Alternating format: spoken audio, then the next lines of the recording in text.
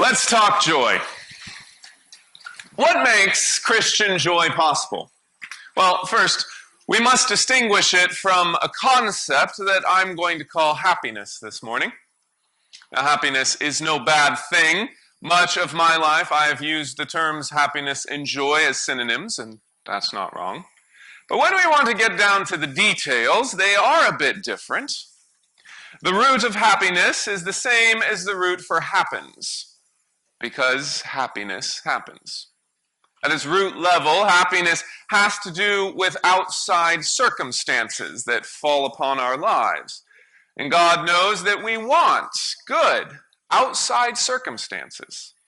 We even pray for them. We want to be happy. But let's extricate joy from happiness. For joy's root has nothing to do with circumstances. And that lets us see another part of Christian teaching on this subject.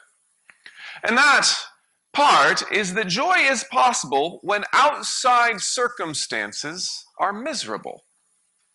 Thus, joy can do things that happiness can't. Most importantly, it can be there when the world says it shouldn't. What makes Christian joy possible? Well, first, that God is sovereign. All things work together for good to those who are the called according to his purpose. Romans 8:2. Well, second, God's gospel makes joy possible. These things we write unto you, that your joy may be complete. 1 John 1:4. Third, God's presence makes joy possible despite outward circumstances. On that day you will know that I am in you. John 14:20. And in his presence is fullness of joy. Psalm 16:11. And last, God's promises make joy possible when all circumstances make happiness hard to come by. Psalm 119, 162, I rejoice in your words and promises as one who finds great treasure. There is a joy to be had that has nothing to do with how our day went or how tomorrow looks.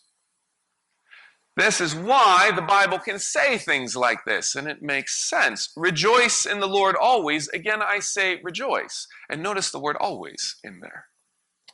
Philippians 4:4. We need something deeper than happiness. Oh, God, give us happiness in life, but we do need something deeper than happiness. Because we are called to be more than the sum total of our outward circumstances or environment. So, an exhortation, the time we're in now, is a time when we hear the law of God preached, so that we can know our sins, so that we can come to him and find forgiveness for our failures, and so that we, by his Spirit and his good grace, can endeavor for future faithfulness. Well, here is the law today. Here it is in all its might. It is not in thunder and lightning. It is not in darkness and severity.